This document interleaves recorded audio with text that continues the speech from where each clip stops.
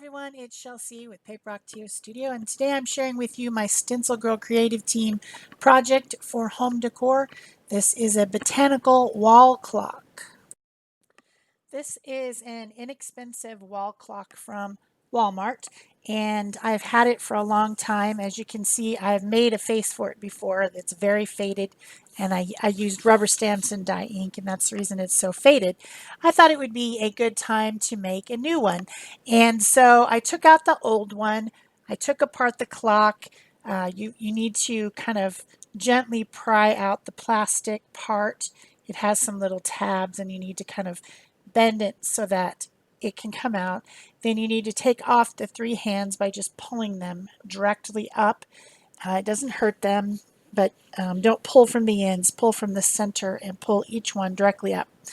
Then I just took that face, and it could be the one that came with it. That's what I originally did, was use the one that came with it.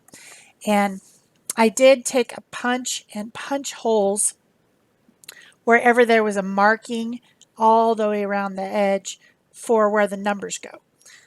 I needed to have some type of marking for when I was making my new face. I made this out of a piece of a cardboard envelope, actually one that comes from StencilGirl products for Stencil Club every month, so you can see the label on the back. And I cut a hole with an X-Acto knife in the center so that it would fit down into the clock again. And there you see all the pieces. So I set aside the pieces and started to decorate the clock using some different botanical stencils, and I'm trying some different ones. I enjoy the type of stencil that has a mask, which is the cutout part, and then a stencil, which is the sheet with the hole in it. And some of these are, most of the ones I used are that type of stencil. Then I took my piece of cardboard and I did put a coat of white gesso and set it aside to dry. I'm primarily a collage and mixed media artist, and so the way that I plan to decorate this is to make some painty papers using the stencils that I chose. And I'm going to do that with a gel plate. This is a 6x6 gel plate, and it's an old one, so it's some yellowing, but it still works perfectly fine. You know, if you have a hammer and your hammer gets rusty, it still works fine, right? This is the same thing. It's a tool. So it may not be the most beautiful gel plate you've ever seen in your life, but it works perfectly fine. I took some deli paper, which was 12 by 12, and I cut it into 6 by 6 size sheets that will fit this gel plate, because I don't need big pieces of paper. I just need some to decorate my clock. The colors I'm using are Payne's Gray, light olive, a medium warm gray, a titanium white. I know that you see 5 in the picture there, but I didn't end up using the Naples yellow. So I'm doing a shadowing technique that I like to do on the gel plate.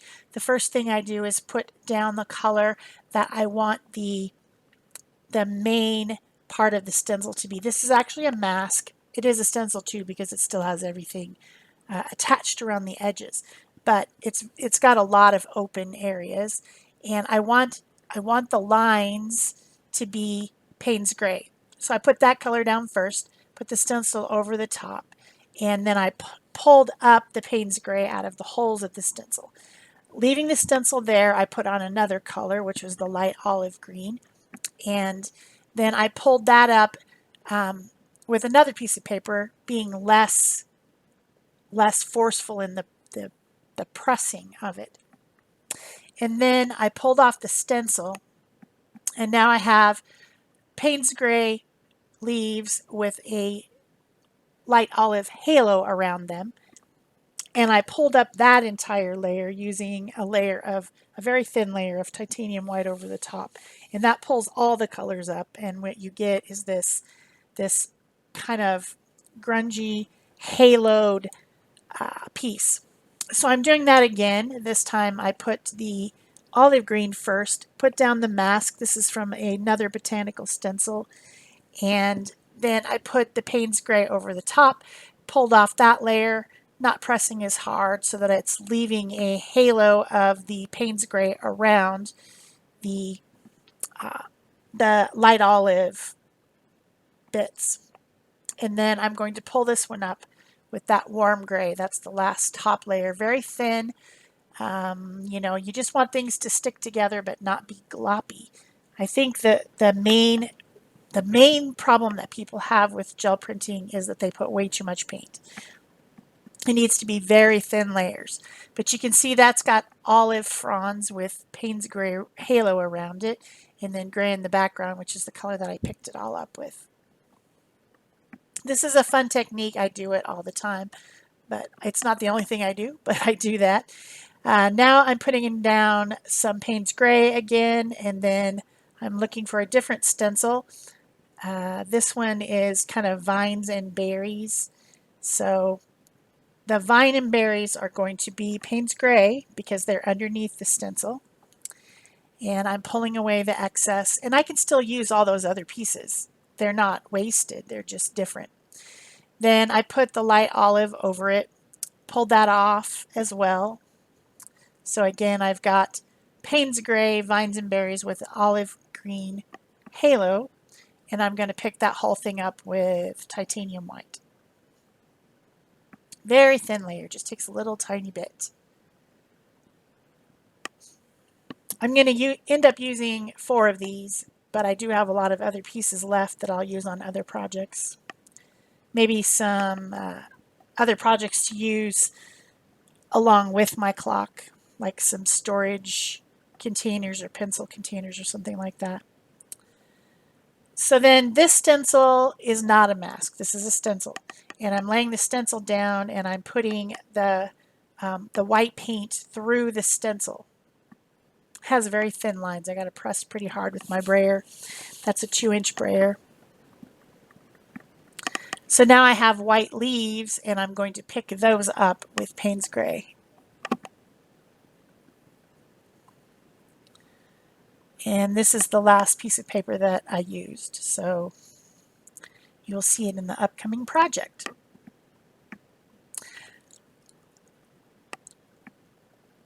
Dark background, light leaves is what I get with that one. And this is deli paper. It gives a different look. It can be translucent if you're using translucent paint. It also kind of gives you a grungy look, a little bit. I don't know, grungy, I guess is the word for it. So those are exactly what I wanted. I picked out the 4 I plan to use, put the rest away for later.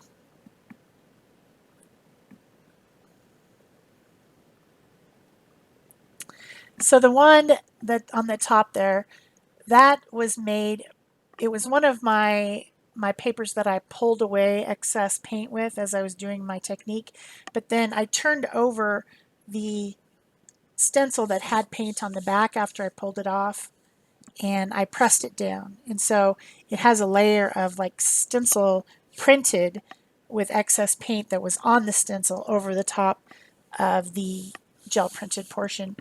And I divided my clock face, which is now dry with gesso, into 4 sections lightly with a pencil, and I am putting the paper into the 4 sections. And if the edge isn't nice, I just tear it off with the ruler, or if I want a different portion of the paper to show, like this one, it had too much of the base of the plant, and I wanted more of the fronds to show. I'm using Yoo-Hoo glue stick to glue this down. It doesn't require anything heavier than that. It's lightweight paper, being the deli paper, which is what they used to wrap sandwiches with. It's kind of like a waxed paper, except for it doesn't have a type of wax that won't let things penetrate. Now this one, I just wanted a different portion of it to show. That's the very first one I made, and I really like it. I think it's cool. So I'm just moving them around, lining them up, pressing everything down with a slightly damp baby wipe, and then folding the edges over to the back. And then the last one is the Payne's gray with the white leaves on it, and that's the darkest colored one that I put on. I like the contrast. I like that all the colors that I chose are represented in the background.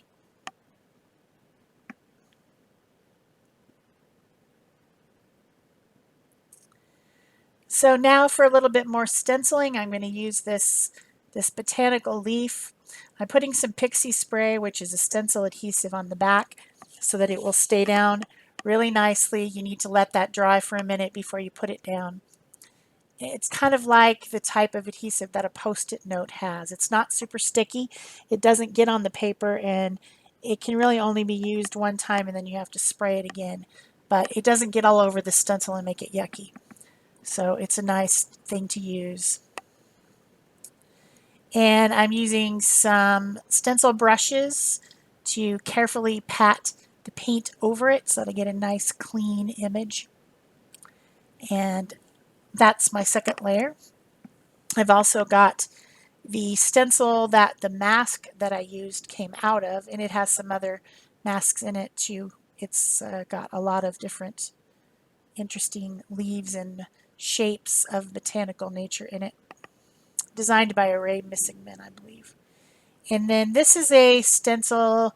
It's a 9x12 stencil that I've cut in half. It had kind of two different designs on it. All the numbers for ordering these stencils will be listed below the video so that you can pick them up if you would like at StencilGirlProducts.com. So I'm stenciling on the 12, the 3, the 6, and the 9 using this stencil, and use the Payne's Gray, except for at the bottom it was too dark down there to use Payne's Gray, so I used white. Then here's where my little marks that I punched out of this old clock face come in. Marking them with a indigo colored marker, and then I'm going to do some detail work over the top with that same indigo blue marker and a water brush. That's a Faber-Castell artist pit pen. It's an indigo pit pen, and on this surface I have a few seconds that I can blend it. So I'm writing with the pen around the edges of these leaves that have been gel printed, and then I'm just blending out that color with the water in the water brush, and it makes that leaf on that background stand out just a little bit more, just a little bit. Then I'm using a acrylic marker. This is a Posca pen in a fine tip, and I'm doing the same thing going around this focal image that I've stenciled on there, which is in the Payne's Gray color, the leaf, the botanical leaf. Going around with the white, blending it out, and giving it kind of a little bit of a halo, just to make it more prominent in the background, in the foreground, I mean. This acrylic ink has just a little bit of time that it's not dry where you can blend it. So it works really well with a fine tipped water brush to just blend it out. I think details like this make a big difference in your projects. So I always do a little bit of something, mark making or shadow making or highlight making on all my projects. I hope you're enjoying this botanical wall clock project. If you are, please remember to give a thumbs up. You can leave a comment below if you'd like to. Be sure to subscribe to this channel and turn on your notification bell so you know when there's a new video coming out. And of course, you can pin this on Pinterest for future, to remind yourself to do it in the future. All those things are very helpful for our channels to help them grow by helping other people out in YouTube find us. So this is a green marker from that same set of Pitt Artist pens, and I'm just kind of, again, doing the shading and shadowing around some of the shapes, and also just kind of adding another dimensional color there. With the green is slightly darker than the light olive, so just a little bit more details, making some colors pop out, making some things stand out, make it more interesting. And then all that's left to do is to put the clock back together, put the face down in there and press it down real good over the thing that's sticking out from the middle. Then reattaching the hands, they go in a certain order, so you have to remember which order they went into, and they'll only fit that way. And then just snapping the clear cover back on, and it's done. So here come the close-ups of this botanical wall clock for StencilGirl products. Thanks very much. Bye-bye.